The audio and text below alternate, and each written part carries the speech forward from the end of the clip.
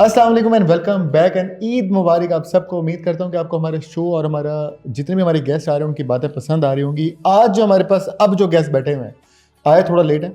ईद वाले दिन लेट नहीं होना चाहिए इंसान को, क्योंकि मुझे पता है कि इनके ऊपर इतना प्रेशर होता है इस चीज़ का कि अगर देखा जाए तो एडमिशन का जितना भी मतलब प्रेशर है ना वो इन लोगों के ऊपर होता है। और जब भी हम आते हैं ना सर आपसे काम था, सर अभी नहीं है प्लीज़ अभी ज़रा सर, हेलो जी ओके, तो ये वाला इनके साथ सीन चल रहा होता है। तो हमारे साथ बगैर वक्त गवाए हमारे साथ है तैमूर, कैसा नाम है, ईद मुबारक, एंड मिस फातिमा शहरियार, अस्सलाम वालेकुम, ईद मुबारक। कैसे हैं आज ईद के दिन? आपको यूनिवर्सिटी दोबारा आके कैसा लग रहा है? सही है, अच्छा है, काम है। अभी आप फोन शून आए किसी के, आपको फोन उठाए आप लोगों ने? वो मैसेजेस तो हमारे ग्रुप पे ऑब्वियसली आते ही है कि एवरीवन विशेस एवरीवन एट। अच्छा, मतलब ईद छुट्टियों वाले दिन भी आपकी छुट्टी नहीं है, इसका मतलब है? नहीं सर, अब हम इतने आदी हो गए कि अब हमें अब तो मसला नहीं होता, हमें होता है कि हम जवाब दे देते हैं फौरन। तो तैमूर, आपने जब से आप मतलब अभी ईद की नमाज के बाद आपने क्या किया, एक्टिविटी क्या, और इतना लेट क्यों है पहले ये तो बताओ। ईद की नमाज के बाद फिर हम ये ना कहना रश था आज भी। नहीं रश ये वाला एक्सक्यूजेस नहीं है। नहीं रश नहीं था। हम लोग सारे कजिन्स इकट्ठे हो जाते हैं। अच्छा, हमारा मिलना जुलना हो जाता है, निकल जाते हैं ड्राइव वगैरह के लिए। तो ज़्यादातर कजिन्स में ही होते हैं, फिर दावतें वगैरह तो फिर शाम में ही होती है। तो आज भी रात शाम में मामू की तरफ जाना होगा, तो इस तरीके से। तो मिस आप बताएं कि आप अब जब घर से निकली थी उससे पहले कुछ बना के निकली थी? बिल्कुल सर। तो लेकर क्यों नहीं आई? बस सर जल्दी में हमारे यहाँ नाश्ता होता है सुबह में, तो ऑब्वियसली उस हिसाब से। तो बहुत गलत है। क्या बनाया था आपने?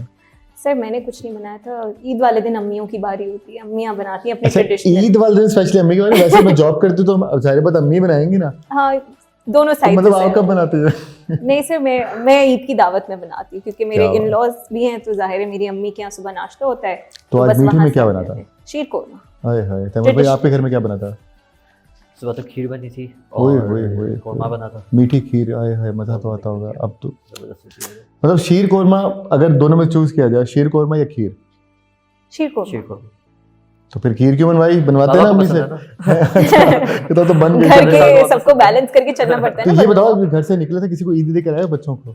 मैं तो ईदी लेती हूँ, अपने छोटे भाइयों से भी ईदी लेती हूँ। अच्छा, मैं वो वाली बहन हूँ जो सबसे ईदी लेती है, ये कह के बहनों मतलब का देने हक वाला है। हिसाब भी नहीं है? नहीं। नहीं, वो जिम्मेदारी मैंने हस्बैंड को दे दिया। आप दे जिसको देनी, लेने की हाँ मेरी है, उनका भी हिस्सा मुझे। मैं यही पूछने वाला था, क्योंकि मेरे साथ ये होता है ना कि मेरी कहीं ईदी आती है ना, मुझे बता दिया जाता है कि ये मतलब प्रॉपर एक होता है कि हाँ आपकी ना वो ईदी दी थी उन्होंने। ओके, फिर कहाँ गई? मेरे पास एक यूनिट हो गया ना अब तो। सही है, देने के लिए फिर एक यूनिट नहीं होता, मतलब लेने के लिए एक यूनिट है। ये तो बड़ी गलत बात है तैमूर भाई, आपको तो नौबत आगे देनी पड़ती है।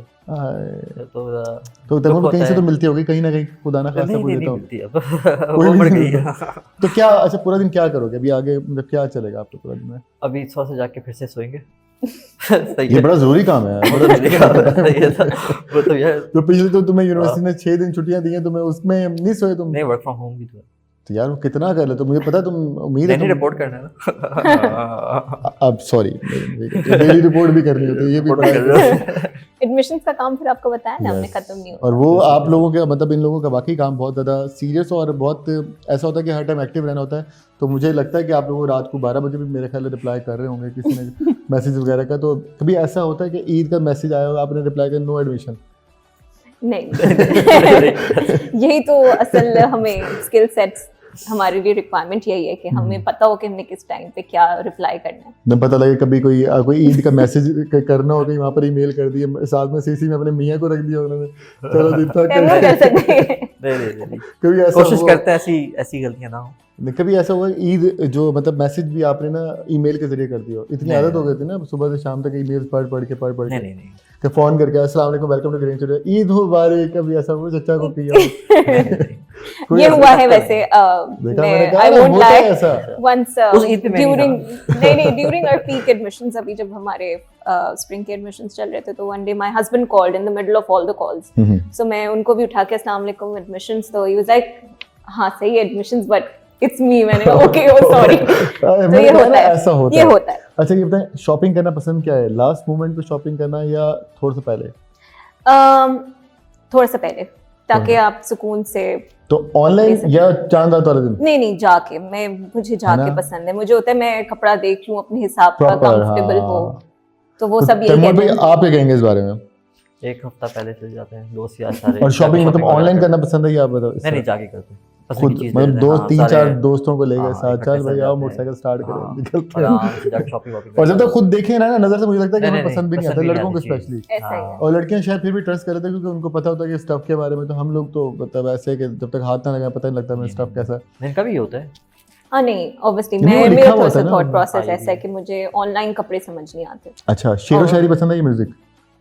म्यूजिक म्यूजिक कौन सा गाना पसंद है, ओल्ड या न्यू? आप क्या सुना रहे हैं? मुझे थोड़े अल्लाह मैं सुना रहा हूँ आपको, नाच सुनाऊंगा अभी आपको। आई लाइक स्लो सॉन्ग्स जो जरा स्लो हो, रिलैक्सिंग हो, क्योंकि ओल्ड या न्यू? Depends both. कोई एक गाना फेवरेट है तो सुनाए। गाना मैं अभी गाते हुए अच्छी लगूंगी नहीं। नहीं क्योंकि- हम आंखें बंद कर लेंगे, आप सुनाए नहीं please। नहीं आप अच्छी लगेंगी सुनाए। नहीं नहीं, I am not a very good singer. अलबत्ता ये है कि हाँ, into music, I enjoy music. Obviously अभी रमजान का तो मैं शैतान खुला है तो खुल गया तैमूर भाई ये बताएं कि जब कभी ऐसा होता है फील कि यार एक बच्चा है उसको ज्यादा ईदी मिल रही है, कभी उसको खींच लूं? बुली करता हूँ तो छोटे कज़न को बहुत बुली करता हूँ। छप्पर कर लेते हैं, साइड पे कर लेते हैं, दिखा बताती नहीं खा रखी है हमने। फिर वो नहीं। थोड़ा सा जिद करता है, फिर उसके पेरेंट्स कहते हैं दे दो, हम कहते हैं नहीं हम लोग अपनी मर्जी से देंगे। फिर उसे 2-4 काम करवाते हैं, फिर देते हैं। यार ऑनेस्टली मेरा मतलब हमारे पास सिर्फ टाइम की भी कमी है, वरना तो मैं आप लोगों को इतने मतलब आप लोगों से पूछने को दिल करता है क्योंकि आप लोग इतने मेन की हैं यूनिवर्सिटी के कि एडमिशन्स आपके हाथ में है और हर चीज़ जाहिर बात है आप लोगों को बड़ा जवाब देना होता है। तो सिर्फ मुझे इतना जल्दी जल्दी क्विक में बताएगा कि ना कोई एक मैसेज, कोई भी एक एडवाइस जो आप स्टूडेंट को देना चाहें इस ईद के मौके पर। यूनिवर्सिटी को सीरियसली लो, यूनिवर्सिटी को सीरियसली University, जिंदगी को मत लो, जिंदगी को भी लो, लेकिन यूनिवर्सिटी मतलब is the जिंदगी gateway। चल रही है भाई चलाओ उसको, क्योंकि यूनिवर्सिटी को इंटर मैट्रिक एडमिशन ले लो, मतलब अभी यहाँ पे एडमिशन की बात की है मतलब और नहीं इंटर मैट्रिक तक आप तफरी करते हो, लेकिन यूनिवर्सिटी इज वेरी फंडामेंटल। ठीक है मतलब आप मेन आपकी फाउंडेशन जो होती है वो यूनिवर्सिटी में, क्योंकि सिर्फ पढ़ाई नहीं होती, वहाँ पे इंटरेक्शन भी होता है लोगों से। तो और नाज़रीन वो देखिए सीखना बहुत ये जरूरी है। शख्स हैं जो ग्रीनिच यूनिवर्सिटी में एडमिशन डिपार्टमेंट में होते हैं, जिसने अभी भी यही बात की है कि आप सिर्फ यूनिवर्सिटी को सीरियस नहीं लें। ऐसा नहीं है। जिंदगी को भी नहीं, आगे जो आपने परस्यू करना उसको भी करें, लेकिन जो आपकी फाउंडेशन होती है बहुत अच्छी जो बिल्ड होती है यूनिवर्सिटी। यस मिस आपके कहेंगे। मेरा सिर्फ एक ही मैसेज होगा कि नो मैटर कोई किसी भी डेजिग्नेशन से हो, कोई किसी भी लेवल से हो या किसी भी एज ग्रुप से हो, we should all respect each other, be kind to each other. The world is very unkind these days. तो जो हालात हैं उस हिसाब से we all should be kind to each other at least, के ताकि हमारी वजह से किसी का कोई खुदा न खासा दिल आजारी ना हो। बोथ ऑफ यू कि आप लोग यहाँ पर ईद पर है, लेकिन मेरा एक सवाल है, कोई ऐसा होता है कभी आप फैमिली वगैरह में आपको कोई कॉल आती हो, आपको कहते हो कि यार हमें कोई स्कॉलरशिप मिल जाएगी ग्रीनिच यूनिवर्सिटी के अंदर या कोई डिस्काउंट मिल जाएगा, तो आप लोग देते हो डिस्काउंट किसी को? देखिए हमारे पास बेसिकली ग्रीनिच यूनिवर्सिटी में ऑब्वियसली अपॉर्चुनिटीज़ हैं स्कॉलरशिप्स की, मल्टीपल स्टूडेंट्स की, ठीक है, on the basis of their merit, या उनकी कोई स्पोर्ट्स बैकग्राउंड होता है नेशनल इंटरनेशनल लेवल का, so we facilitate them in that sense and equally, क्योंकि हमारे यहाँ जो है इक्वल राइट्स का कि हम हर बंदे को इक्वली ट्रीट करते हैं। सो इवेंचुअली अगर हमारा भी कोई रिश्तेदार होगा तो they have to pass on the criteria and उसके बाद obviously they can get the scholarship.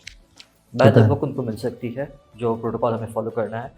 ऐसा नहीं है क्योंकि just because I work there तो उनको स्कॉलरशिप मिल जाएगी। ठीक है, तो ये दोनों ने बहुत अच्छी बात की कि ऐसा नहीं है कि अगर हमारे रेफरेंस है हम यहाँ पर एक अच्छी पोजीशन पर हैं तो हम आपको एडमिशन दे देंगे, ऐसा